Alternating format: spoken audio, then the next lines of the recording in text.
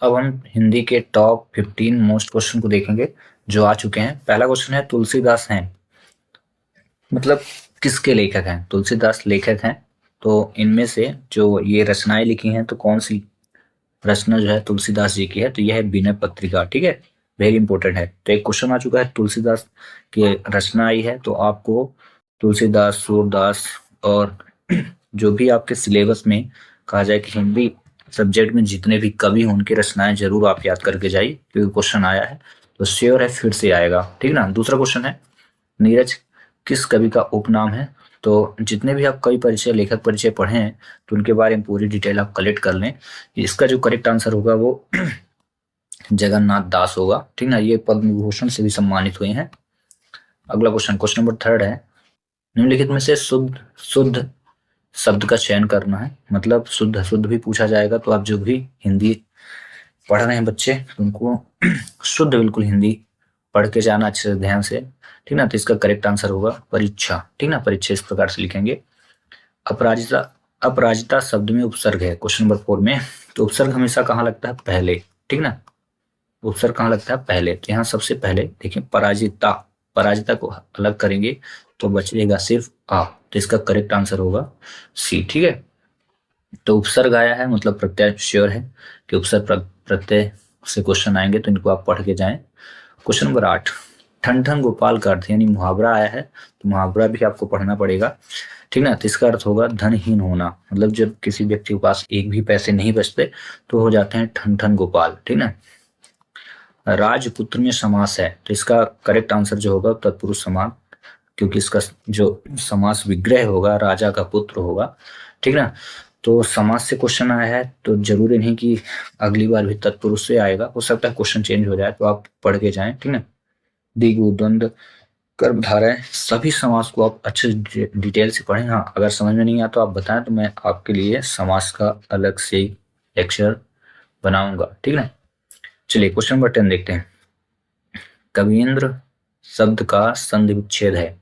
ठीक ना। तो यहाँ हो जाएगा, देखिए संधि विच्छेद से क्वेश्चन पूछा है तो संधि आपको पढ़ना पड़ेगा, उनके प्रकारों को पढ़ना पड़ेगा, डिटेल से आपको पढ़ना पड़ेगा। तो इसका करेक्ट आंसर होगा कवि धन इंद्र। ठीक ना, ऑप्शन नंबर बी करेक्ट होगा। अगला क्वेश्चन, क्वेश्चन नंबर 11, और ये है, राष्ट्रगीत के रचयिता का नाम क्या होगा? तो ये हो जाएगा बंकिम चंद्र चटर्जी जी। ठीक ना, इसका करेक्ट आंसर होगा बंकिम चंद्र चटर्जी। तो राष्ट्रगीत, राष्ट्रगान, इन सारी चीजों से क्वेश्चन तो याद रखना है कि जो भी क्वेश्चन आएगा आपके सिलेबस से बाहर नहीं आएगा, तो जो भी आप सब्जेक्ट पढ़ रहे हैं उनको जरूर आप अच्छे से डिटेल में पढ़ते जाएं। ठीक है। क्वेश्चन नंबर 5 देखें, जल शब्द का पर्यायवाची नहीं है, तो इसमें जो जल शब्द का पर्यायवाची नहीं होगा वो होगा अनल, क्योंकि अनल शब्द जो होता है ये आग का पर्यायवाची होता है। तो पर्यायवाची से क्वेश्चन आया है तो फिर से पूछेगा, इसको आप पढ़ लें। ठीक ना, पर पर्यायवाची पढ़ के आप चाहें। दोहा छंद में मात्राएं होती हैं, तो आपके सिलेबस में देख लें कौन कौन से छंद हैं।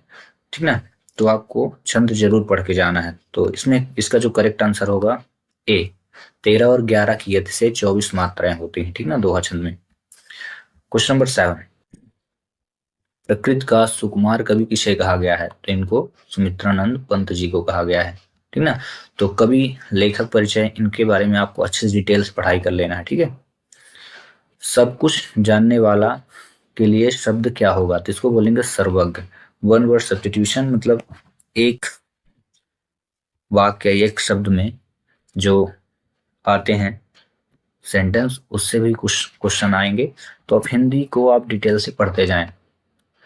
वहीं एक क्वेश्चन आया था, शीतल का भाववाचक संज्ञा, मतलब संज्ञा सर्वनाम से भी क्वेश्चन आ रहे हैं। तो शीतल अगर कोई वर्ड लिखा है तो उसका भाववाचक रूप, यानी अगर स्ट्रेट नाउन अगर बनाए तो क्या होगा? तो इसका होगा शीतलता। ठीक ना, शीतलता, शीतलता क्या है? भाववाचक संज्ञा बनेगी। वहीं अगला क्वेश्चन एक आया था, पीपर पात सरिस मंडोला में अलंकार। देखिए छंद भी आया, अलंकार भी आया, संधि आ रहा, समास आ रहा, पूरा कहा जाए कि ग्रामर से क्वेश्चन पूछे जा रहे हैं। पीपर पात सरिस मंडोला में कौन सा अलंकार है? तो इसको याद रखें आप, उपमा अलंकार है। ठीक ना, तो जैसे क्वेश्चन दिया इसमें उपमा श्लेष रूपक उत्प्रेक्षा दे रहा, अनुप्रास भी अलंकार होता है, और देख लें आपके सिलेबस में कौन कौन से अलंकार है, सबको आपको डिटेल से पढ़ के जाना है। तो उपमा आया, हो सकता है अगली बार जो एग्जाम्पल आए, ये एग्जाम्पल है, उपमा अलंकार की एग्जाम्पल है, तो कहने का मतलब जो भी क्वेश्चन आएगा, तो जो भी आप अलंकार पढ़ के जाएंगे तो उनको डेफिनेशन बस तक निहित ना रहे, आप पूरा का पूरा एग्जाम्पल अच्छे से याद करके जाएं। हो सकता है वहाँ एग्जाम्पल पूछे और ऑप्शन में दे दें, ठीक ना, वहाँ ऐसे नहीं पूछेगा कि उपमलंकार किसे कहते हैं, ठीक ना, ये ऑब्जेक्टिव क्वेश्चन ऐसे ही पूछे जाते हैं, आपको एग्जाम्पल देगा और आइडेंटिफाई करने के लिए देगा। वहीं एक क्वेश्चन पूछा गया लास्ट क्वेश्चन पे अगर फोकस करें, वीर रस का स्थायी भाव, मतलब रस भी पूछा गया, रस के प्रकार पूछ सकता है, अंग पूछ सकता है, ठीक ना, जिनको आप पढ़ के जाएं। तो वीर रस का जो स्थायी भाव होगा वो उत्साह होगा। क्रोध क्या होता है, रौद्र का, रौद्र, अब देखो यहाँ रस भी दिया है और उसका स्थायी भाव भी दे दिया है, ठीक ना, तो ये नहीं होंगे, ठीक ना, ये रॉन्ग है।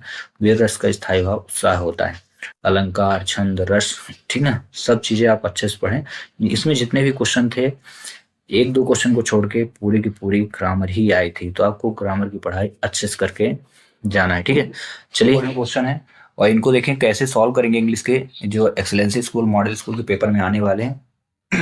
तो वन बाय वन क्वेश्चन को हम सॉल्व करेंगे और आपको समझाते जाएंगे। तो देखिएगा, पहला क्वेश्चन देखिए, mister Verma is senior in the blanks me. अब देखिए यहाँ पे देन है, टू है, ऑफ है, इनमें से कौन सा यहाँ पे फेल होने वाला है, तो करेक्ट आंसर इसका टू होगा। उसका रीजन मैं आपको बता देता हूँ। सीनियर जो होता है ना, कंपैरेटिव डिग्री को रिप्रेजेंट करता है और कंपैरेटिव डिग्री के साथ हमेशा देन लगता है, बट यहाँ पे नहीं लगने वाला है, क्योंकि सीनियर हो गया, जूनियर हो गया, इंफीरियर हो गया, प्रिपेयर हो गया, तो इनके साथ हमेशा टू के जो होता है। और इसको आप रट लें, जितने बार एग्जाम आया हुआ है और जितने बार ये क्वेश्चन आया है कंपेरेटिव डिग्री से आया है, तो यही वाला ऑप्शन देता है टू का, और इस प्रकार से सीनियर, जीनियर, सुपीरियर, इंफीरियर देता है। तो इसको आपको याद ही कर लेना है कि क्वेश्चन डन है आना, ठीक है। क्वेश्चन नंबर सेकंड देखें, the correct alphabetical order of words ample, award, anxiety और एपेटाइट, इनको क्या करना है, आपको अल्फाबेटिकल ऑर्डर रखना है। जैसे ABCD आप पढ़ते हो ना, तो उसी प्रकार से इनको फिल करना है। तो देखो बहुत इजी सा क्वेश्चन है, इसको समझने की बात है।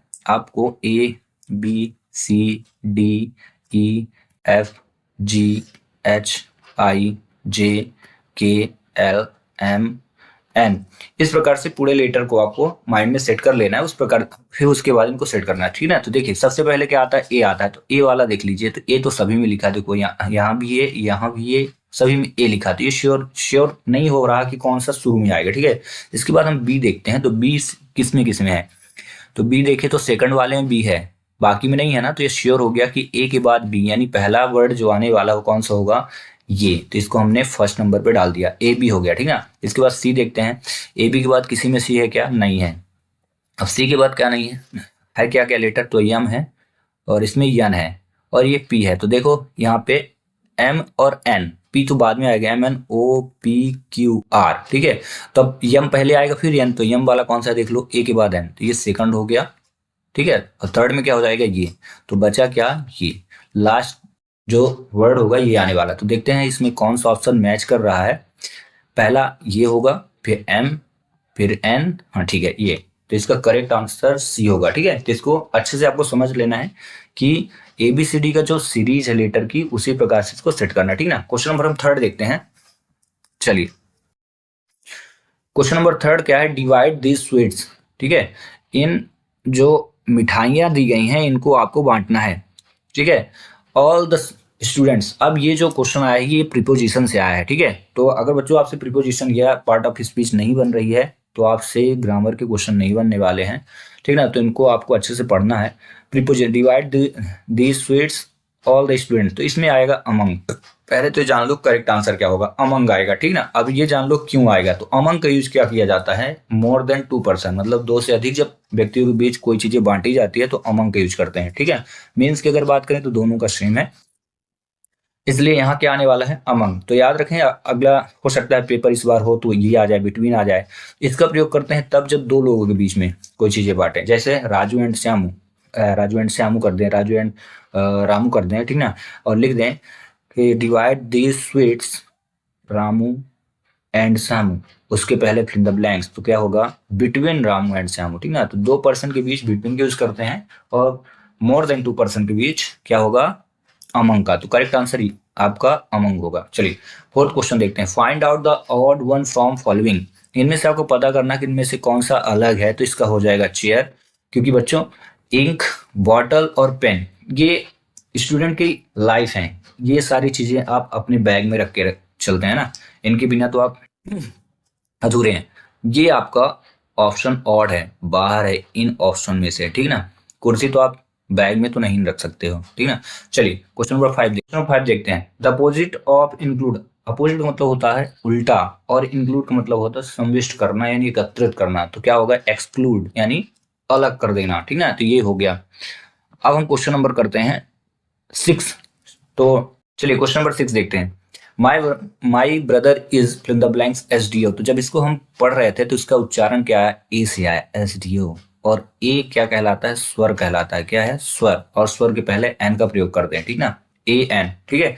वहीं अगर उच्चारण इसका क्या आता, व्यंजन में आता, का खा गा, या अन वर्ड्स में आता, तो हम इसका फिर ऑप्शन चूज कर दे क्या, ए। बट यहाँ ऐसा है नहीं, तो ये रॉन्ग हो जाएगा, और द का प्रयोग पर्टिकुलर थिंग्स के पहले करते हैं, ठीक है, ठीक है। तो यहाँ पे बिल्कुल भी नहीं आना है, ठीक है। तो इसको आप 6 नंबर का करेक्ट आंसर आप क्या चूज करने वाले हैं, एन। और ये आया कहाँ से है, तो आर्टिकल से, तो आपको आर्टिकल अच्छे से पढ़ लेना है। एक क्वेश्चन डन है, क्या आना है। Question number 7, is the silent letter is knee. इसको जब हमने पढ़ा तो आपने सुना होगा नी पढ़ा, नी में सिर्फ इतना ही वर्ड यूज हुआ, तो के का तो प्रयोग ही नहीं हुआ, तो इसका करेक्ट आंसर क्या हो जाएगा, के। मतलब इसमें बोला गया कि इस सेंटेंस को जब हम पढ़ रहे थे तो ऐसा कौन सा अक्षर था, लेटर था, जिसको यूज ही नहीं किया गया, उसको बताओ, तो के था। तो इसी प्रकार से मैं एक वर्ड दिया KNIFE, ठीक ना, KNIFE। तो इसमें से जो साइलेंट वर्ड है उसको आप बताइए, कमेंट्स करिए, ठीक ना। ऐसे एक क्वेश्चन और दे दिया NOW, ठीक ना, इसका अर्थ होता है जानना, और इसका अर्थ होता है चाकू, ठीक है। तो इन दोनों वर्ड्स में आपको जो भी कहा जाए साइलेंट वर्ड हो, उसको आपको लिख करके कमेंट्स करना है, और इन क्वेश्चनों को आपको लिख लेना है कि ऐसे क्वेश्चन आते हैं एग्जाम में, ठीक है। चलिए अगला क्वेश्चन देखते हैं, question number 8, the feminine gender of tiger. Tiger का आपको स्त्रीलिंग बताना है, ठीक ना। तो इसका क्या होगा, टिग्रेस। वेरी इंपॉर्टेंट क्वेश्चन, कई बार एग्जाम में आ चुका है, और इनको आपको रट के जाना है। जेंडर से क्वेश्चन आ रहा है, नाउन से आया, वो करेक्ट मीनिंग से भी आएंगे, ठीक ना। क्वेश्चन नंबर 9 देखिए, द नाउन ऑफ ग्रेट। तो ग्रेट का नाउन क्या होगा, तो इसमें आपको करेक्ट आंसर ग्रेटनेस करना है, ठीक ना। अब नाउन की पहचान क्या है, तो याद रखें, यदि कोई भी वर्ड दिया है उनके लास्ट में TY लिखा हो, NESS लिखा हो, SOOD लिखा हो, और DOM लिखा हो, SHIP लिखा हो, ये याद रखना, SHIP, ठीक ना। और ENT लिखा हो, ENT लिखा हो, और TION लिखा हो, ठीक ना। अगर वर्ड्स के शब्दों के अंत में, जैसे यहाँ देखो NESS लिखा है शब्दों के अंत में, ये इनमें इन वर्ड्स, ये जो सेंटेंस मैंने जो शब्द छोटे छोटे लिख दिए, इनमें से कोई भी वर्ड आपको दिखे तो आप जान जाए कि नाउन होगा, ठीक ना। तो इसका करेक्ट आंसर क्या होगा, करेक्ट आंसर क्या हो जाएगा, ग्रेटनेस, क्योंकि लास्ट में NESS लिखा है, ठीक ना। वेरी इंपॉर्टेंट है, नाउन से क्वेश्चन आएगा, मतलब ये अब्स्ट्रैक्ट नाउन से क्वेश्चन पूछा है। नाउन में से कौन से नाउन से, अब्स्ट्रैक्ट नाउन से। चलिए अगला क्वेश्चन देखते हैं, the plural of child. Child का प्लूरल क्या होगा, तो चिल्ड्रन। इसको आपको रट के जाना है, ठीक ना, बिल्कुल भी रट के जाना। इसके यस नहीं लगता, इनमें ES नहीं लगता, IES नहीं लगता, जबकि प्लूरल फॉर्म जब बनाया जाता है तो ES लगता है, लास्ट में यस लग जाता है, IES लग जाता है, ठीक ना, EN लगता है। तो EN वाला ही ऑप्शन करेक्ट माना जाएगा, ठीक है। चलिए क्वेश्चन नंबर 11 देखते हैं, to smell a rat mean. To smell rat का मीन्स क्या होगा, तो ये इडियम्स एंड फ्रेजेस से क्वेश्चन पूछा है, तो ये होगा टू सस्पेक्ट अ ट्रिक्स, ठीक ना, इसको कहेंगे। और ऐसे सेंटेंस आप तभी कर पाएंगे जब रोज आपकी प्रैक्टिस होगी इडियम्स एंड फ्रेजेस की, ठीक ना। अगला क्वेश्चन, क्वेश्चन नंबर 12 देखते हैं, animals that can leave both both on land and water. एक ऐसे जीव का या जानवर का नाम आपको बताना है जो दोनों जगह पे रहता है। बोथ मतलब दोनों, लैंड मतलब भूमि, और वाटर मतलब पानी। तो ये होगा एम्फीवियन, ठीक ना, उभयचर प्राणी इसको बोलते हैं। और ये क्या होता है, फ्रॉग होता है, ठीक ना, जो दोनों ही स्थान पे रहता है। चलिए एक क्वेश्चन 13 नंबर देखते हैं, I like sweet. The correct negative so it's the correct negative sentence. बोला है कि इसका निगेटिव फॉर्म क्या हो सकता है, वो भी सही तरीके से। तो याद रखना वर्ब की यहाँ पे फर्स्ट फॉर्म आई है, और वर्ब की जब फर्स्ट फॉर्म आती है और इसका जब निगेटिव बनाया जाता है तो डू प्लस नॉट लगता है। क्या लगेगा, रट लो बिल्कुल, do plus not plus verb की फर्स्ट फॉर्म रट लो, प्लस अपने यार दोस्त मित्र सखा फ्रेंड को भी भेज देना, ठीक है ना, जल्दी से जल्दी, जिससे अगली वीडियो में जल्दी से जल्दी बनाओ, 100+ लाइक बना देना। चलो अगला क्वेश्चन देखते हैं। तो इसका करेक्ट आंसर क्या होगा, याद क्या रखना है, वर्ब की फर्स्ट फॉर्म आए तो उसके साथ क्या यूज करेंगे निगेटिव फॉर्म में, do plus not plus verb की फर्स्ट फॉर्म। तो देखिए फिर यहाँ डज लग गया भाई, ये रॉन्ग, डू प्लस नॉट लगा है, इसमें नॉट लगा है, इसमें लाइक लगा है, दोनों गलत। तो करेक्ट आंसर ये हो गया, ठीक ना। पहले हम चूज कर लेंगे करेक्ट कौन सा है। तो डू प्लस नॉट, ये लिखा डू प्लस नॉट, और लाइक वर्ब की फर्स्ट फॉर्म है, ठीक है। I do not like sweets, मुझे मिठाइयां नहीं पसंद है। अगला क्वेश्चन देखते हैं। टॉप 15 क्वेश्चन पढ़ने वाले हैं, और फिर नेक्स्ट वीडियो में हम देखेंगे टॉप 15 मैथ के क्वेश्चन, ठीक ना। The rhyming word of sign, sign का राइमिंग वर्ड क्या होगा, जैसे रोटी छोटी होता है, ठीक ना, इसी प्रकार बैट सैट होता है, कैट मैट होता है, तो साइन का क्या होगा, नाइन होगा। क्या होगा, साइन का नाइन, ठीक है, ये राइमिंग वर्ड हो गया। अब last question of this lecture, the past participle of know. तो ये देखो, ये वर्ब से आ गया। देखो किसी वर्ब के 3 फॉर्म होते हैं, ठीक है, उसमें से आपका ये तीसरा फॉर्म पूछ लिया, पास्ट पार्टिसिपल, ठीक ना। तो ये क्या होगा, नो का न्यू होता है, और न्यू के बाद नोन होता है, ठीक ना। तो यहाँ पास्ट बस पूछा होता द पास्ट फॉर्म तो फिर नो का न्यू करते, लेकिन इसने पास्ट पार्टिसिपल पूछा, पास्ट पार्टिसिपल जो होता है वर्ब की थर्ड फॉर्म कहलाती है। तो यहाँ क्या होगा, नोन होगा, KNOWN। तो कहने का मतलब इस क्वेश्चन से ये सीख मिलती है कि वर्ब से भी क्वेश्चन आ रहा, मतलब वर्ब की आपको सभी फॉर्म भी रटनी पड़ेगी। तो रट डालिए आ रहे हैं। तो पहला question, which of the following is not an air pollution, यानी प्रदूषण से एक क्वेश्चन आया था। तो जैसे पूछा गया कि कौन सा वायु प्रदूषक ऐसा है जो वायु प्रदूषक नहीं होता, मतलब यहाँ पे जो एलिमेंट दिए हैं, ऑप्शन दिए हैं, इनमें से कौन सा जो ऑप्शन सही होगा जिससे प्रदूषण, कौन सा प्रदूषण, एयर पोल्यूशन यानी वायु प्रदूषण नहीं फैलता है। तो हो जाएगा ऑक्सीजन, क्योंकि ये तो जीवनदायिनी गैस होती है, इससे नहीं फैलता। ध्यान रखें, कार्बन डाइऑक्साइड से एयर पोल्यूशन होता है, SO2 से भी होता है, ठीक ना, और NH3, ये तीनों के तीनों एयर पोल्यूशन फैलाने वाले हैं। बट यहाँ क्या पूछा था, नहीं फैलता है। इस चीज क्वेश्चन को 1 से 2 बार अच्छे से रीड करिए, उसके बाद ही ऑप्शन को चूज करिए, ठीक है। अगला क्वेश्चन देखते हैं। The unit of measuring air pressure is, वायु दाब मापने की इकाई क्या होगी। तो यहाँ से यूनिट भी पूछे जा रहे हैं। तो आपको साइंस के टॉपिक, ये इन्वायरमेंट का जो टॉपिक जब आप पढ़ेंगे तो वहाँ से जितनी भी कहा जाए कि सब्जेक्टिव टॉपिक रहेंगे, उनको पढ़ते समय आपको यूनिट जरूर याद करना, ठीक ना। तो वायु दाब मापने की इकाई क्या होती है, मिलीमीटर नहीं होती है, लेंथ से मापते हैं, मिलीग्राम भी नहीं होती है, ठीक ना। ये यूनिट नापती है, ये वॉल्यूम नापती है, ठीक ना। और सेंटीमीटर भी लेंथ है, लंबाई का मात्रक होता है। ये करेक्ट क्या होगा, मिली बार, ठीक है, क्योंकि मिलीमीटर से क्या है, लंबाई मापी जाती है, ठीक ना। ये सबसे छोटी यूनिट होती है लेंथ मापने की। मिलीग्राम क्या है, मात्रा नापने की, 1 मिलीग्राम 2 मिलीग्राम, जैसे पानी वगैरह आपको नापना उसकी, ठीक ना। वॉल्यूम नापते हैं, आयतन जिसे बोलते हैं। और मिली बार क्या हो जाएगी, वायु दाब मापने की इकाई। तो यूनिट को जरूर फोकस करेंगे। आपसे जैसे पूछ ही ले कि केजी यानी किलोग्राम किसकी इकाई होती है, क्या मापने की इकाई, तो इसका आप कमेंट्स करें। तो इस प्रकार से आपको पढ़ना पड़ेगा क्वेश्चन, ठीक ना। अगला देखते हैं। The fertilizer that supplies least % of nitrogen, उस उर्वरक का नाम बताइए जिसमें कम नाइट्रोजन पाई जाती है या कम प्रतिशत में नाइट्रोजन पाई जाती है। तो इसका आंसर हो जाएगा यूरिया, ठीक ना। बाकी इनमें जो है काफी मात्रा में नाइट्रोजन पाई जाती है ना, ये ऑप्शन रॉन्ग हो जाएंगे। तो आपको खेती से रिलेटेड जो भी टॉपिक होंगे आपके सब्जेक्ट में, उनको भी आपको अच्छे से पढ़ना पड़ेगा, ठीक ना। Very important question, the leader of Chipko movement. तो चिपको मूवमेंट वाला जितना भी टॉपिक आपको मिले आपके सोशल साइंस में या इन्वायरमेंट के जो अभी आप टॉपिक आप बुक लिए होंगे उसको पढ़ रहे होंगे, तो उसमें जरूर ये मूवमेंट जरूर पढ़ के जाना है ना। इससे कोई भी क्वेश्चन पूछा जा सकता है। चिपको आंदोलन के नेता या नेत्री कौन है, तो इनका नाम हो जाएगा सुंदरलाल बहुगुणा, या इसमें एक ऑप्शन और भी आ सकता है, अमृता बिश्नोई, ठीक ना। ये दोनों इंपॉर्टेंट लीडर हैं, ठीक ना। मदर टेरेसा भी नहीं है, महात्मा गांधी को आप जानते हैं, इंदिरा गांधी को ही जानते होंगे, नहीं जानते हैं तो आप पढ़ें इनके बारे में, ठीक है। क्वेश्चन आ सकता है, वेरी इंपॉर्टेंट क्वेश्चन। और एक क्वेश्चन डेज से पूछा जाएगा, यानी दिनों से, ठीक ना। जैसे कॉमन क्वेश्चन है कि 15 अगस्त के दिन क्या मनाया जाता है, या स्वतंत्रता दिवस कब मनाया जाता है। तो आपको दिवस से आपको पढ़ना पड़ेगा क्वेश्चन, ठीक ना।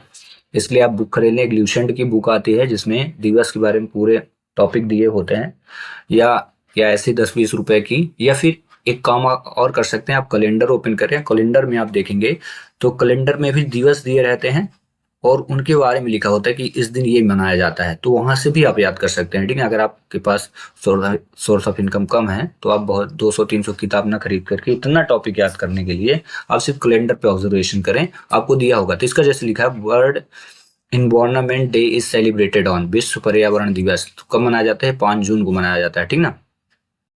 1 जून को मजदूर दिवस मनाया जाता है। बाकी 1 जुलाई और 15 जुलाई को आप खुद ही कैलेंडर में देख करके पता करें कि इनमें क्या मनाया जाता है, इनके आंसर कमेंट्स करें, ठीक ना। तो आपको दिवसों के बारे में पढ़ना ही पड़ेगा, क्योंकि एक क्वेश्चन जो है, एक प्रश्न जो है वो कंफर्म आने वाला है, ठीक है। अगला क्वेश्चन देखते हैं, question number 6, the primary consumer is, यानी प्राथमिक उपभोक्ता है, तो इसका करेक्ट आंसर होगा हिरण। तो इस बार पूछा प्राथमिक उपभोक्ता यानी प्राइमरी कंज्यूमर, तो हो सकता है अगली बार सेकेंडरी कंज्यूमर पूछे, ठीक ना। या अगला कोई भी कंज्यूमर पूछा जा सकता है, तो आपको इनके बारे में डिटेल से पढ़ाई कर लेना है, ठीक ना। अगर नहीं समझ में आता तो आप कमेंट्स करेंगे कि मुझे कंज्यूमर के बारे में बताएं, तो हम आपको बताएंगे। अभी तो जल्दी जल्दी आपको टॉपिक रिकॉल कराना है, अगला टॉपिक देखते हैं, ठीक ना। The most annual in desert, dry desert are, मरुस्थलीय क्षेत्र के ज्यादातर जंतु क्या होते हैं, जंतु होते हैं मतलब कब एक्टिव होते हैं, तो रात में, दिन के दौरान सक्रिय, हर समय सक्रिय, गर्मी के समय सक्रिय। तो वहां क्या होता है, गर्मी होती है बहुत ज्यादा दिन में, तो इसलिए ये कब एक्टिव होते हैं, एक्टिव एट नाइट, यानी रात में ज्यादा एक्टिव होते हैं, ठीक ना। दिन में इतनी ज्यादा वहां गर्मी रहती है कि क्या एक्टिव होंगे, जल खाक हो जाएंगे वहां। अगला क्वेश्चन देखते हैं, which are the following disease is caused by polluted water, आपको बताना है ऐसी कौन सी बीमारी है जिससे जल प्रदूषक होता है, ठीक ना, या जल प्रदूषण से वो बीमारी फैलती है। तो मलेरिया नहीं होती, क्योंकि इसमें मॉस्किटो काटे गए, मादा एनीफ्लीज नामक मच्छर जब काट देता तभी आपको मलेरिया होती है। मधुमेह नहीं होगा, जी भर के शक्कर खाने से मधुमेह होता है, ये भी गलत है। खून का कैंसर तो होना ही नहीं, अगर खून का कैंसर होता, ब्लड कैंसर जिसे बोलते हो, रक्त का कैंसर पानी पीने से होता तो इतने लोग पी रहे हैं तो सबको कैंसर हो जाता, नहीं होता बिल्कुल भी, ठीक ना। क्या होता है, पीलिया होती है, जिसे बोलते हैं ज्वाइंटिस हो गया। तो पीलिया होने का रीजन, जो मुख्य रीजन है, खराब पानी पीना है, ठीक ना। चलिए, तो आपको डिजीज और उनको फैलाने वाले जो कारक होते हैं उनको पढ़ना पड़ेगा, ठीक है। अगला क्वेश्चन देखते हैं, the earth is a of our galaxy, पृथ्वी हमारी आकाश गंगा का एक क्या है, तो आप याद रखें, तारा तो है नहीं क्योंकि सूर्य तारा है, स्वयं आकाश गंगा, इतनी बड़ी आकाश गंगा इकलौती पृथ्वी नहीं है, तो ये भी गलत हो जाएगा। उपग्रह नहीं है, क्योंकि पृथ्वी का जो उपग्रह है कौन है, मून है, ध्यान रखना है ना। मून मतलब क्या होता है, चंद्रमा, ठीक है ना। तो चंद्रमा जो है पृथ्वी का उपग्रह है, तो बचा क्या, ये बचा है ग्रह।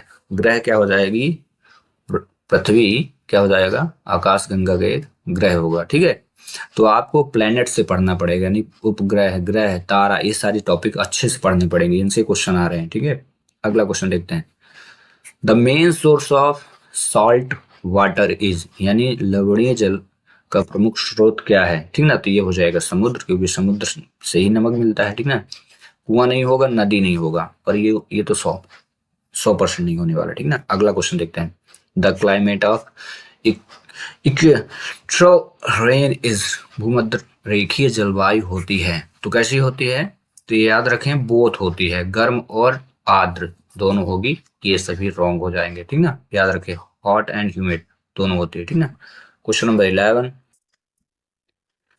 The heaviest animal of the earth, पृथ्वी का सबसे भारी जो जंतु है वो कौन है, तो नीली व्हेल है, ठीक ना, ब्लू व्हेल जिसे बोलते हैं। ये हो जाएगा ऊंट, हाथी, मछली, इनको आप किनारे कर दें, ठीक ना। तो इस प्रकार से टॉपिक आपको पढ़ने पड़ेंगे, पृथ्वी की सबसे भारी जंतु, पृथ्वी की सबसे भारी वस्तु, ऐसे करके, ठीक ना। क्वेश्चन नंबर 13 देखते हैं, इसमें क्या है, लेड केसेस, यानी लेड के कारण क्या होता है। तो याद रखें, ये जो क्वेश्चन है ये पिछली बार क्वेश्चन आया था, तो भूमि प्रदूषण, वायु प्रदूषण, इसका करेक्ट आंसर दोनों होगा अगर इसमें ऑप्शन होता तो, बट ऐसा है नहीं। तो अगर आप इनमें से कोई भी ऑप्शन चूज कर दे तो आपको 1 नंबर मिल जाता, बट आपको याद रखना both, soil pollution and air pollution. Condition अगर वो दोनों रहे तो आप पहले वाले को क्लिक करना है ना, सॉइल पोल्यूशन। ठीक है, अगला क्वेश्चन देखिए 14। एसिड रेन कंटेन्स, अम्ल वर्षा में उपस्थित होते हैं, तो ये याद रखेंगे SO2 और NO2 दोनों ही होते हैं। ठीक ना। और इस लेक्चर का जो लास्ट क्वेश्चन वो क्या आता है, the major pollution causes agent is, प्रमुख प्रदूषण फैलाने वाला घटक कौन होता है।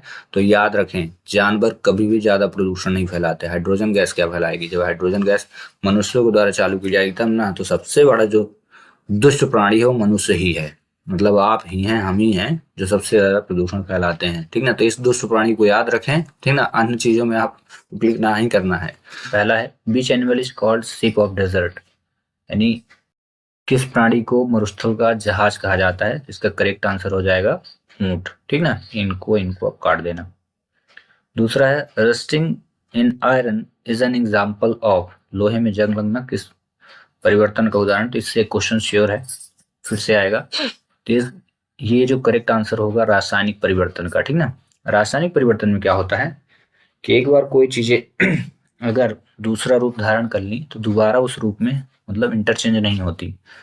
ठीक ना, लेकिन फिजिकल परिवर्तन में एक बार चेंज होने के बाद फिर से वो चीजें फिर से कन्वर्ट हो सकती हैं। जैसे मतलब फिजिकल जो चेंज होता है, मतलब भौतिक परिवर्तन जो होता है,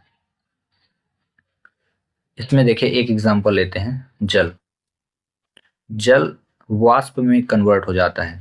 ठीक ना, और वाष्प कन्वर्ट हो जाता है फिर से जल में, तो ये फिजिकल स्टेट कहलाता है, ये फिजिकल चेंज कहलाता है। बट यहाँ पे लोहे में जंग लगना किस परिवर्तन का उदाहरण है, रासायनिक परिवर्तन। ऐसे ही दूध से दही बन जाएगा, लेकिन अगर आप चाहें कि दही से दूध बन जाए तो नहीं बनेगा। तो दूध से दही बनना कौन सा परिवर्तन होगा, आप इसका कमेंट्स करें क्या हो सकता है। ठीक ना, क्वेश्चन नंबर 3 देखें। Kanha Kisli national park is situated in the district of, यानी कान्हा किसली राष्ट्रीय उद्यान किस जिले में है। तो राष्ट्रीय उद्यान आपको पढ़ना पड़ेगा। ठीक ना, मध्य प्रदेश के जितने भी राष्ट्रीय उद्यान हैं उनको आपको पढ़ना है, प्लस उनके स्थान आपको याद करना है कि कौन सा राष्ट्रीय उद्यान कहाँ पे है। इसका जो करेक्ट आंसर होगा ये होगा मंडला। ठीक ना, अगला, which state is known as bowl of rice, धान का जो कटोरा है किस राज्य को कहा गया है। तो ये छत्तीसगढ़ है। ठीक ना, बाकी ऑप्शन आपके रॉन्ग होंगे, वो ना लिखें। वेरी इंपॉर्टेंट क्वेश्चन है, इनको आप नोट कर लें, रिवाइज करते जाएं। For prevention of which disease BCG vaccine is given, यानी BCG का जो टीका लगता है वो किस रोग से बचाव के लिए लगता है। तो इसको आप याद रखना, टीबी। ठीक ना, टीबी के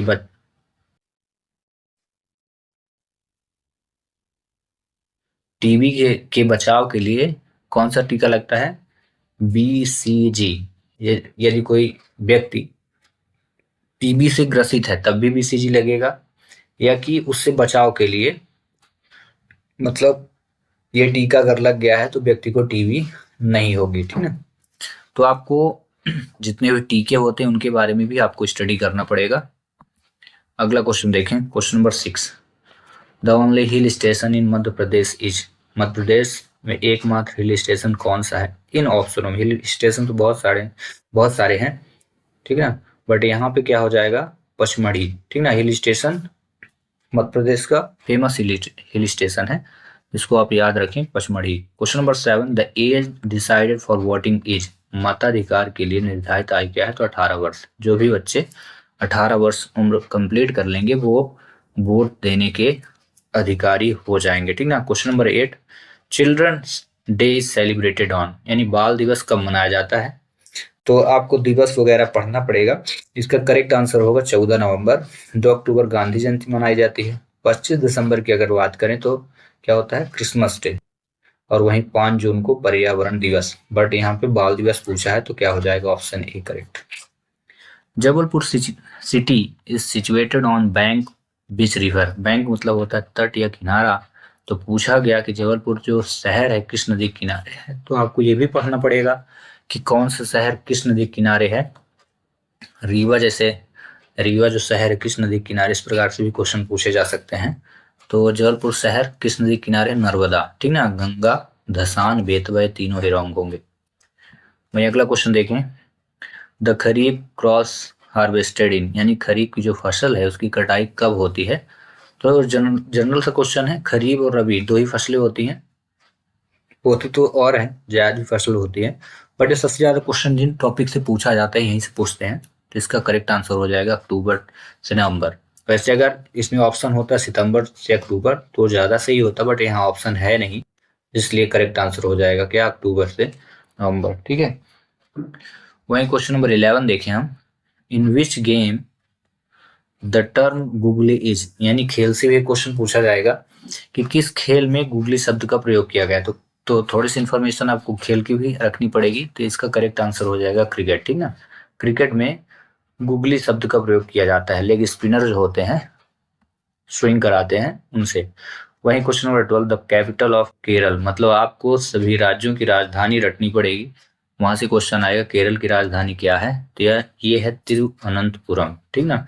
ईटानगर, इम्फाल और मुंबई ये तीनों ही रॉन्ग होंगे। अगला क्वेश्चन देखें, the golden temple is situated at, यानी जो स्वर्ण मंदिर है कहाँ स्थित है? तो याद रखें ये है अमृतसर में, ठीक ना, स्वर्ण मंदिर अमृतसर में। वहीं question number 14, in which city the Tatya Tope समाधि इज सिचुएटेड, यानी कौन से शहर में तात्या टोपे की समाधि स्थित है?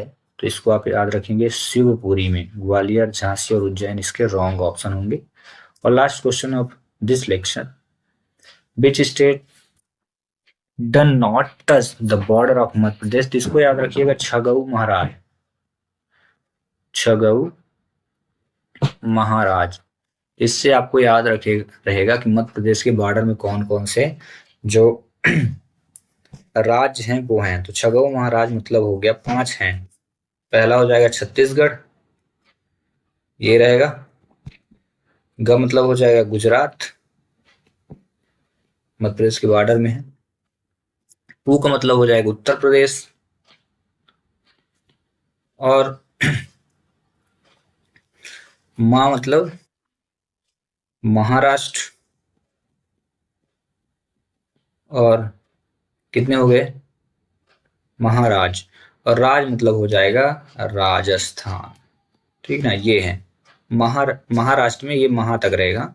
ये पहला हो जाएगा छ, फिर ग, फिर CAU हो जाएगा, फिर महा के लिए 4 पूरा रहेगा, और लास्ट में 5। तो छगऊ महाराज ये आपके मध्य प्रदेश के बॉर्डर में स्थित राज्य हैं। तो इसमें जो ऑप्शन दिया गया है उसको आप गौर से देखें, तो बोला क्या गया, निम्नलिखित में से कौन सा राज्य मध्य प्रदेश की सीमा को स्पर्श नहीं करता है, पूछा है, ठीक ना।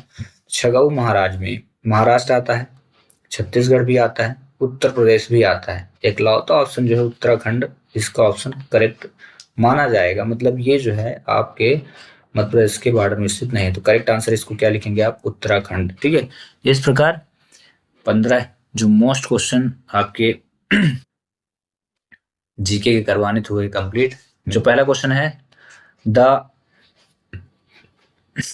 पैथोगन ऑफ एड्स, एड्स का रोग जनक कौन है? तो इसको याद रखें HIV, ठीक है। अगला क्वेश्चन देखें, an object is placed at the focus of a convex lens, then the image of that object will be formed. उत्तल लेंस के फोकस पर रखी वस्तु का प्रतिबिंब कहाँ बनेगा? तो याद रखिएगा अनंत, ठीक है, at infinite. Which gas dissolve in water and form carbonic acid, कौन सी गैस जल में घुलकर कार्बोनिक अम्ल का निर्माण करती है? तो इसका करेक्ट आंसर हो जाएगा कार्बन डाइऑक्साइड, ऑप्शन डी, ठीक है। चलिए क्वेश्चन नंबर 4 देखते हैं, the purity of milk is measured by, दूध की शुद्धता किससे मापते हैं? तो आपको इस प्रकार के टॉपिक्स पढ़ने पड़ेंगे। इसका करेक्ट आंसर होगा लैक्टोमीटर, ठीक है। लैक्टोमीटर से दूध की शुद्धता मापी जा सकती है। यदि आपके पास उपकरण और आपके घर में दूध वगैरह आता हो तो आप इसकी पहचान लैक्टोमीटर से कर सकते हैं। The source of renewable energy is, यानी नवीकरणीय ऊर्जा का स्रोत कौन सा है? मतलब एक ऐसी ऊर्जा जो अपने से ही क्या हो जाती है? घटती बढ़ती रहती है। ठीक ना, तो वो कौन होगी, विंड यानी हवा। ठीक ना, कोयला खत्म हो जाएगा तो उसको आप पैदा नहीं कर सकते, लेकिन हवा है, आना जाना उसका प्रकृति पे निर्भर करता है। पेट्रोल भी रॉन्ग और मिट्टी का तेल भी रॉन्ग। ठीक है, अगला, the main gas is LPG is, यानी एलपीजी में पाई जाने वाली मुख्य गैस कौन सी है, तो इसको याद रखें, butane. Very important question, very very very important question, काफी बार एग्जाम में पूछा।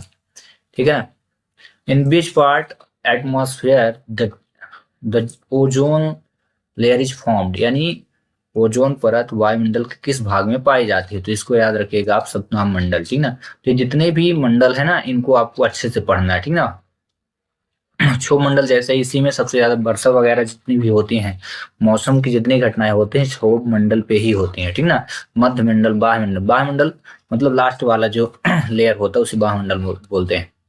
अगला क्वेश्चन देखें, question number 8, India launched her first artificial satellite in space on, Bharat ने पहला कृत्रिम उपग्रह अंतरिक्ष में कब छोड़ा था, तो याद रखिएगा 19 अप्रैल 1975 में।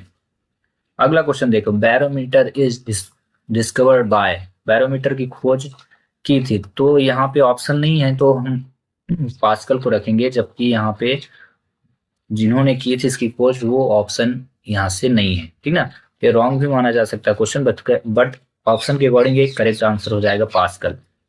The name of micro organism from which malaria is केस्ड, यानी मलेरिया का जो रोग कारक है, रोग कारक सूक्ष्मजीव कौन है, तो प्लाज्मोडियम, याद रखिएगा इसको, very important question. Question number 11, वायु प्रदूषण का जो प्रभाव होता है तो कहाँ कहाँ देखा जाता है, अम्ल वर्षा होती है वायु प्रदूषण के कारण, हरित गृह प्रभाव होता है, ओजोन परत का अपक्षय होता है, मतलब depletion of ozone layer, green house effect होता है, और एसिड ड्रेनेज, सभी कारक होते हैं क्या, एयर पोल्यूशन के।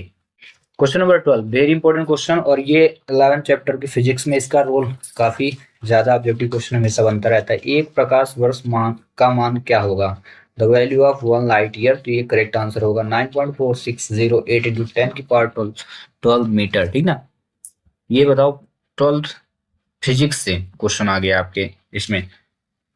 वही 30 नंबर क्वेश्चन देखें, the speciality of plant cell is, पादप कोशिकाओं की विशेषता क्या होती है, तो ये सभी चीजें पादप कोशिकाओं में पाई जाती है। ठीक ना, तो इसका करेक्ट आंसर आप डी को रखें। ठीक है, द यूनिसेल्युलर ऑर्गेनिज्म, ये बायो से क्वेश्चन आ रहे हैं, तो ये इसका करेक्ट आंसर एक कोशिकीय जीव कौन सा होगा, तो इसका आप ऑप्शन चूज करें अमीबा, इसमें एक कोशिका पाई जाती है। ठीक ना, वही केमिस्ट्री से क्वेश्चन पूछा गया है।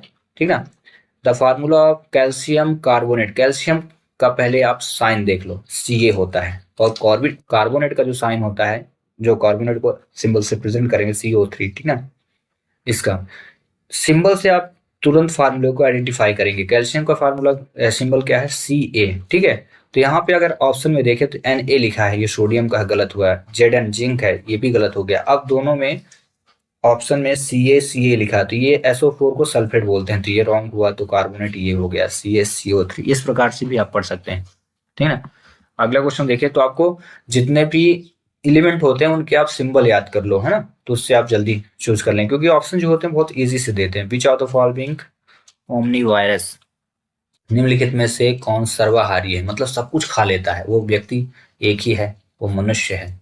ये गाय भी खा देता है, खरगोश भी, शेर भी, चीता भी, सांप बिच्छू सब खा लेता है। ये इतना दुष्ट प्राणी होता है ये, कि इसके जैसा कोई प्राणी नहीं है, सब कुछ, भेड़ बकरी चीता लायन सब खा लेगा, मिल बस जाए इसको, कौरहा होता है। अगला क्वेश्चन नंबर 17। ठीक है, तो इसका करेक्ट आंसर आप याद रखें, क्या हो जाएगा, मनुष्य, ह्यूमन। अगला, अर्थक्वेक इज मेजर्ड ऑन, भूकंप का जो मापन होता है किससे होता है, दिस सिस्मोग्राफ, याद रखें। ठीक है, वेरी इंपॉर्टेंट क्वेश्चन। वहीं the number of isotopes of hydrogen, इसके 3 आइसोटोप होते हैं, tritium, deuterium and protium, protium, deuterium और ट्राइटियम, किसके आइसोटोप हैं ये 3, किसके, याद रखना, रट लो भाई, रट लो, हाइड्रोजन के। ठीक ना, कुछ बच्चे 11th जब पहुंच जाते हैं तो 11th की जब केमिस्ट्री शुरू होती है तब उसमें वो इन सब चीजों को फोकस करते हैं, जबकि ये शुरुआत 8वीं 9वीं 10वीं यहाँ से शुरू हो जाता है।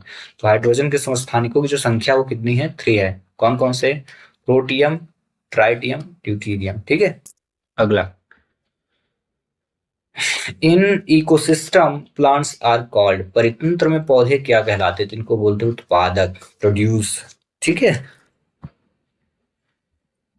अगला the last question of this lecture, the stars twinkle, तारे टिमटिमाते हैं, उसका रीजन है ड्यू टू रिफ्रैक्शन, अपवर्तन के कारण तारों का टिमटिमाना होता है। तो इस पहला क्वेश्चन देखें, वृत्त की परिधि का सूत्र क्या है? The formula circumference of a circle, तो इसका आंसर होता है 2 पाई आर। ठीक है, वहीं पाई आर जो होता है ये अर्ध वृत्त की परिधि का होता है, ठीक ना, सेमी सर्कमफ्रेंस ऑफ सर्कल, ठीक है, ये जो है, और पाई आर स्क्वायर जो है एरिया ऑफ सर्कल है, ठीक है, फार्मूला, और 2 पाई आर स्क्वायर फार्मूला होता है ये। चलिए अगला क्वेश्चन देखते हैं, किसी घन का पृष्ठीय क्षेत्रफल क्या हो गया? इसकी भुजा दी है, ठीक ना, तो पृष्ठीय क्षेत्रफल मतलब सरफेस एरिया ऑफ क्यूब, इसका फार्मूला होता है 6a स्क्वायर, ठीक ना, और यहाँ पे एज दी है, एज का मतलब होता है साइड, और ए की वैल्यू कितनी दी है 7, तो आपको यहाँ क्या करना है, ए की वैल्यू रख देना और सॉल्व कर देना। 6 इंटू 7 का स्क्वायर यानी 6 इंटू 7 को 2 टाइम मल्टीप्लाई आप कर दो तो कितना हो जाएगा 49, तो 49 से इंटू कर दो, कुछ नहीं है, 4 और 6 को 24, 5 29, 294, ठीक है, 6 9 जा 54 और 6 4 जा 24 और प्लस 5 2 2 9, तो इसका करेक्ट आंसर जो होगा ये आपका बी ऑप्शन होगा। तो इससे रिलेटेड एक क्वेश्चन मैं आपको दे देता हूँ, यहाँ जैसे भुजा एज दी है 7, तो मैं आपको एज दे देता हूँ 9 मीटर का, तो आप इसका जो सरफेस एरिया ऑफ क्यूब है उसको फाइंड करें, घन का पृष्ठीय क्षेत्रफल, ठीक है। अगर आपको आंसर आ जाए तो आप कमेंट्स कर सकते हैं। चलिए अगला क्वेश्चन करते हैं, question number 3, square root find करना है, मतलब वर्गमूल, ठीक है। तो ये 99 का स्क्वायर रूट होता है, स्क्वायर 99 का स्क्वायर होता है 9801, या यूं कहा जाए कि 9801 का स्क्वायर रूट क्या होता है 99, ठीक है। इसको कैसे फाइंड करेंगे तो आपको मैं बता दूं, इसके बहुत सरल सा तरीका है, आप एलसीएम ले और एलसीएम लेकर के जितने ही जोड़े बने उनको बाहर करके इंटू कर दे तो वर्गमूल पता चल जाएगा। जैसे एक छोटा सा नंबर अगर हम ले ले, मैं 16 ले लेता हूँ और इसका बोला कि स्क्वायर रूट, आप एलसीएम ले लो, तो 8 16, 2 चौको 8 और 2 दूनी 4 और 2 एक 2, ठीक है। अब इसको आपको प्यार से इसके अंदर रख लेना है, ऐसे ऐसे करके ना, ऐसे ये, और यहाँ से पेयर बना तो 2, नो सॉरी यहाँ 8 नहीं है, यहाँ 4 होगा, ठीक है, ये रॉन्ग हो गया है, ये 8 होगा। 16 का स्क्वायर रूट क्या होता है 4 होता है। अब यहाँ से 2 और इंटू 2 करेंगे और पेयर बन गया 2, ये हो जाएगा आंसर 2, ठीक ना। चलिए अगला क्वेश्चन देखते हैं, क्वेश्चन नंबर 4, एक घन का आयतन दिया है 3375 घन सेंटीमीटर, तो इसकी भुजा की लंबाई क्या होगी? तो घन का आयतन निकालने का फार्मूला क्या होता है, ए क्यूब लिखेंगे, ठीक ना, मतलब ये पता करना है कि ये किस संख्या का घन मूल है, ठीक ना, तो इसका करेक्ट आंसर होगा 15, ठीक ना। तो आपको क्या करना है, 1 से लेकर के, ठीक है, 1 से लेकर के 15 तक का क्यूब, हो सके तो 20 तक का क्यूब आप याद कर लो, ठीक ना, क्यूब और क्यूब रूट दोनों याद कर लो। तो यहाँ घन का आयतन दिया है तो इसकी भुजा की लंबाई क्या होगी? तो इसका शॉर्ट ट्रिक ये है कि जो नंबर दिए इनको 3 बार इंटू करें और जिसमें ये डिजिट दिख जाए वही करेक्ट आंसर होगा, ठीक ना।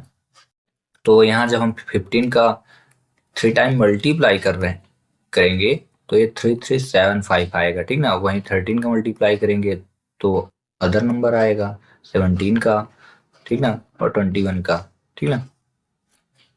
जैसे 21 का होता है 21 इंटू 21 इंटू 21, ये होता है 9261, ठीक है। तो इसी प्रकार से आपको क्यू व क्यू रूट याद कर लेना, ठीक ना। अब इसकी शॉर्ट ट्रिक, ये तो शॉर्ट ट्रिक था क्योंकि आपको नंबर याद था तो जान गए। अब इसका लॉन्ग ट्रिक क्या है, तो इसका घन मूल आपको निकालना है 3375 और यहाँ पे पेयर पावर 3 करेंगे। जैसे वर्गमूल में पावर 2 का पेयर बनता है तो वर्गमूल में जो हम पेयर बनाएंगे, जोड़े बनाएंगे, तो वो 3 का पेयर बनेगा। तो आपको एलसीएम निकाल लेना है और एलसीएम निकालने के बाद इसका जैसे एलसीएम आएगा 3 इंटू 3 इंटू 3, ठीक है, और 5 इंटू 5 इंटू 5, यहाँ पावर 3 है, देखो मैंने रखा, और यहाँ से पेयर 3 का बनने वाला है क्योंकि मैंने पावर यहाँ 3 रखा, क्योंकि ये क्यूब रूट है और ये 5, तो इसका आंसर हो जाएगा 15, ठीक ना, तो इसका करेक्ट आंसर ये होगा। चलिए अगला क्वेश्चन देखते हैं। क्वेश्चन नंबर 5, x का मान ज्ञात करना है।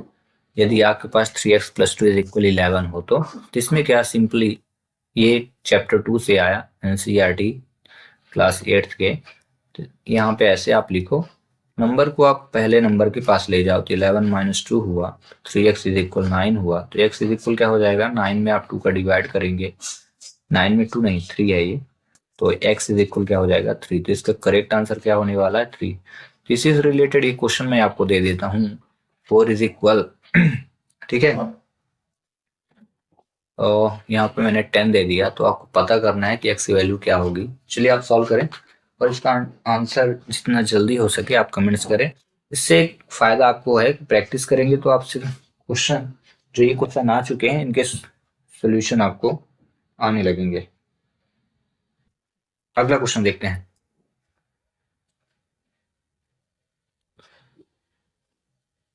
क्वेश्चन नंबर 6, 8,000 का 5% की दर से 2 वर्ष का साधारण ब्याज ज्ञात करना है। इसको इंग्लिश में बोलते हैं सिंपल इंटरेस्ट फाइंड करना है। तो इसको सिंपल इंटरेस्ट कैसे फाइंड करते हैं देख लें, P × R और ×T/100 होता है, ठीक है। तो प्रिंसिपल यानी ये जो रुपए दिए होते हैं, प्रिंसिपल की वैल्यू होती है P की, ये क्या होता है, रेट यानी इंटरेस्ट होता है, और ये इसको बोलते हैं टाइम। टाइम क्या है, 2 ईयर। तो आप पुट कर दो यहाँ पे, आंसर आ जाएगा। तो 8,000 पहले लिखोगे, फिर R की वैल्यू 5 और ×2 अपॉन क्या कर दोगे 100, और ये 0 0 डिवाइड हो जाएगा। जितनी वैल्यू बची उनको आप मल्टीप्लाई कर दो, आंसर आ जाएगा, ठीक ना। तो 5 × 10 और ऐसे किए, कितना हो गया 800, जिसका करेक्ट आंसर क्या हो जाएगा 800। चलिए ये क्वेश्चन मैं आपको दे दूं, होमवर्क ले लें और कर डालें, ठीक ना। जो भी पेरेंट्स इनको ये वीडियो दिखा रहे हैं, मैं उनसे अनुरोध करूंगा कि बच्चों को वीडियो तो दिखाएं, साथ ही साथ इन क्वेश्चनों को बोलें कि वो रफ में नोट कर लें, और जो मैं क्वेश्चन दिया उनको जरूर सॉल्व कर डालें, जिससे उनकी प्रैक्टिस हो जाए। क्योंकि यही क्वेश्चन बार बार रिपीट होते हैं, बस नंबर चेंज हो जाते हैं, ठीक है। तो चलिए मैं क्वेश्चन यहाँ पे लिख देता हूँ। 4,000 का प्रिंसिपल है, रेट जो है वो 20% का दे दिया हूँ, और टाइम जो है 3 ईयर है। तो आपको पता करना सिंपल इंटरेस्ट क्या होगा, ठीक है। चलिए अगला क्वेश्चन देखते हैं। अर्धवृत्त का कोण क्या होगा, the angle of semi circle will be. Very important question है, तो इसको हमेशा याद रखना। अर्धवृत्त का जो कोण होता है वो समकोण होता है, ठीक ना। आधे वृत्त पर बना कोण जो है क्या कहलाएगा, समकोण होता है, यानी 90 डिग्री रहता है, ठीक है। कभी काफी बच्चे क्या करते हैं कि इस प्रकार से सर्कल होता है, और ये जब आधा कट जाता है तो बच्चे अनुमान लगा लेते हैं कि आधा कट गया, तो हो सकता है कि ये जो एंगल बने वो क्या होगा 180 डिग्री, बट ऐसा नहीं होता। अर्धवृत्त का कोण जो होगा वो समकोण ही होता है, ठीक है। चलिए क्वेश्चन नंबर 8 करते हैं। The price of 3 dozen orange is 27, what will be the cost of 5 dozen. बोला है कि यदि 3 दर्जन जो ऑरेंज है, संतरे हैं, उनका मूल्य 27 रुपए है, तो 5 दर्जन संतरों का मूल्य क्या होगा। तो पहला काम हम ये करेंगे कि 1 दर्जन का निकाल लेते हैं, क्योंकि 3 दर्जन का जब 27 है तो 1 दर्जन का कितना होगा, तो हम 3 का डिवाइड करेंगे, तो 3 9 जा 27, ठीक ना। और जब 1 डजन का 9 है, 9 रुपीज, मतलब 1 दर्जन का 9 रुपए आता है, तो 5 दर्जन का कितना होगा, 5 का इंटू कर दो, 5 9 45 45। तो इसी प्रकार से क्वेश्चन दिया कि यदि 4 दर्जन जो संतरे हैं उनका मूल्य जो है 24 है, तो आपको पता करना है कि 2 दर्जन संतरों का जो मूल्य होगा वो कितना होगा। आप इसको नोट आउट करें और इसको सॉल्व करके आंसर कमेंट्स करें। चलिए करते हैं क्वेश्चन नंबर 8 के बाद 9, द फैक्टर ऑफ x² - 64। तो इसमें थर्ड आइडेंटिटी लगने वाली है, नहीं तीसरी सरसम पे हम लगाएंगे, और जो होती है ये a² - b² is equal to a + b and a - b, ठीक है, ये होती है।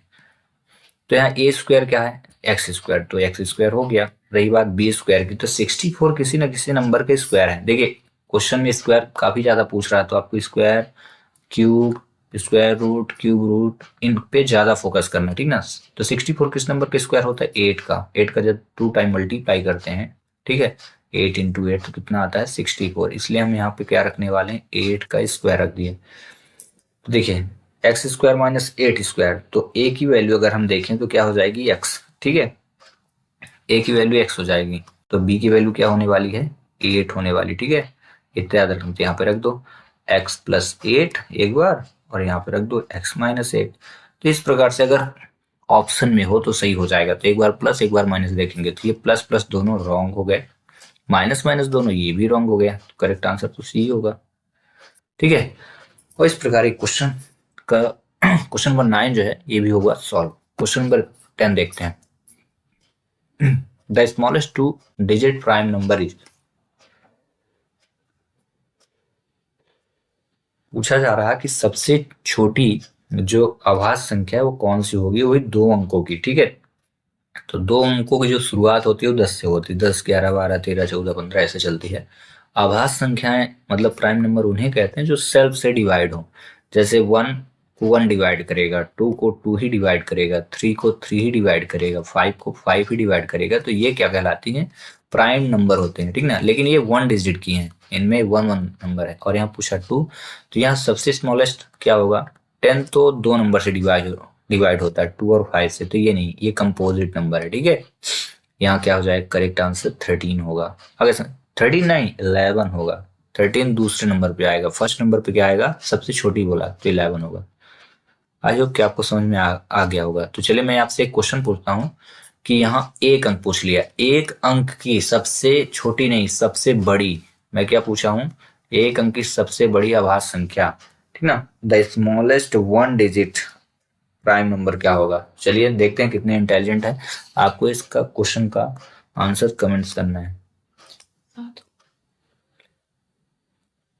चलिए देखते हैं क्वेश्चन नंबर 11, संपूरक कोण फाइंड करना है सप्लीमेंट्री एंगल। तो हमेशा याद रखना सप्लीमेंट्री एंगल जब निकाला जाता है तो उसको 180 डिग्री से सब्ट्रैक्ट करते हैं, मतलब जो भी डिग्री दी होगी उसको आप 180 डिग्री सब्ट्रैक्ट कर दो, 180 लिख लिए और 110 दिया था, दोनों सब्ट्रैक्ट कर दो कितना है 70 डिग्री, ठीक है। तो इसका करेक्ट आंसर हो गया 70।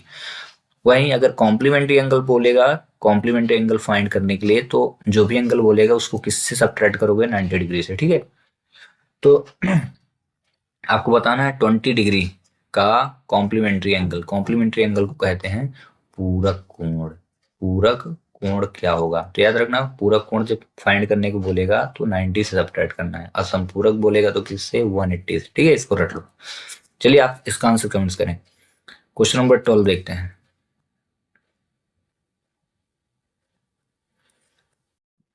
बोला 0.3 की पावर 3 का मान क्या होगा, मतलब 0.3 को आप 3 टाइम मल्टीप्लाई कर दो पहले से, ये ऐसे करके, ठीक है। अब इंटू करो, 3 3 जा 9, 3 जा 27, इतना आ गया। 27 यहाँ भी यहाँ भी यहाँ भी, तो कौन सा सही होगा तो चेक करते हैं, ठीक ना। तो इसको करेक्ट हम इस प्रकार से करेंगे, देखना, ठीक है। यहाँ पे देखो 1 पॉइंट 2 पॉइंट और 3 पॉइंट, यानी ये जो दशमलव है 3 नंबर पे लगा है, या ये कहा जाए कि 3 बार लगा है, ठीक है। तो हम यहाँ पे 3 डिजिट बनाएंगे, 1 2 और तीसरी है नहीं तो अपने से 0 रख देना है, ठीक है। इसके बाद ये तो करेक्ट आंसर क्या होगा 0.027, ठीक है, ये सी हो जाएगा। तो इसी से मिलता जुलता एक क्वेश्चन मैंने दिया, 0.15 का क्यूब क्या हो सकता है, फाइंड करिए, बताइए क्या होगा। क्वेश्चन नंबर 13, एक समकोण त्रिभुज की 2 भुजाएं 6 सेंटीमीटर तथा 8 सेंटीमीटर, किसका कर्ण क्या होगा। तो याद रखना पहली तो राइट एंगल ट्राइंगल क्या होता है, इस प्रकार से बोला है ना, right angle triangle the 2 sides 6 and 8, ठीक ना। तो बोला है कि कर्ण क्या होगा, सबसे बड़ी साइड क्या होगी। तो सबसे बड़ी साइड ये है, ये वाली साइड, ये फाइंड नहीं है, ठीक ना, और 2 साइड दी हैं तो कहीं भी 8 और 6 लिख दो। और इस साइड को फाइंड करने के लिए एक रूल होता है, हम ऐसे फाइंड करेंगे, ठीक ना, इसको ए बनाएंगे, इसको बी और इसको सी, इसलिए फार्मूला में बनाऊंगा, आप भी याद कर लेना, शॉर्ट फार्मूला है। फार्मूला कुछ ऐसा रहेगा, क्योंकि हम ए फाइंड कर रहे हैं तो ए इज इक्वल हो जाएगा √b² + c², ठीक है, c² लगा देता, ये फार्मूला रहेगा जब भी आपको बड़ी साइड पूछेगा। तो b की वैल्यू क्या है 8, तो 8 का स्क्वायर, और प्लस c की वैल्यू क्या है 6, तो 6 का स्क्वायर, 8 का स्क्वायर होता है 64 और 6 का स्क्वायर होता है 36। दोनों को ऐड कर दूंगा तो ये हो गया 100। और 100 का स्क्वायर रूट क्या होता है, यानी 100 का वर्गमूल क्या होता है 10। ठीक ना, ये शॉर्ट ट्रिक है, वर्गमूल अगर याद है तो। अदरवाइज क्या करेंगे आप, 100 का एलसीएम लेंगे, 100 का आपको एलसीएम लेना पड़ेगा, फिर जोड़ा बनाना है ऐसे, फिर 225 आ जाएगा, फिर 5 आ गया, फिर 5, क्योंकि रूट के अंदर है तो रूट के अंदर आपको ऐसे रखना पड़ेगा 2 × 2 × 5 × 5, और इनका पेयर बना के आपको बाहर करना पड़ेगा, तब 10 आएगा। ठीक ना, तो आप कोशिश करें कि आपको वर्ग जो है कम से कम 40 तक याद रहे, यानी स्क्वायर, तो आप जल्दी से कर लेंगे। क्वेश्चन नंबर 14,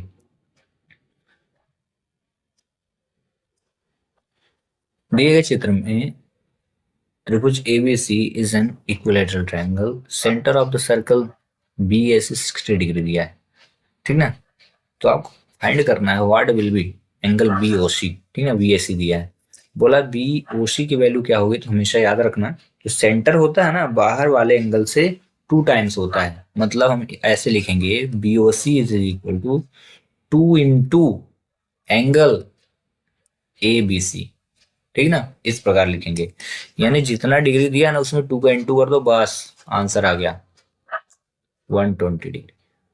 ठीक है, लेकिन याद रखना सेंटर का एंगल जब पूछेगा, ये वाला, ये सेंटर में है तो ये कितना हो गया 120 डिग्री।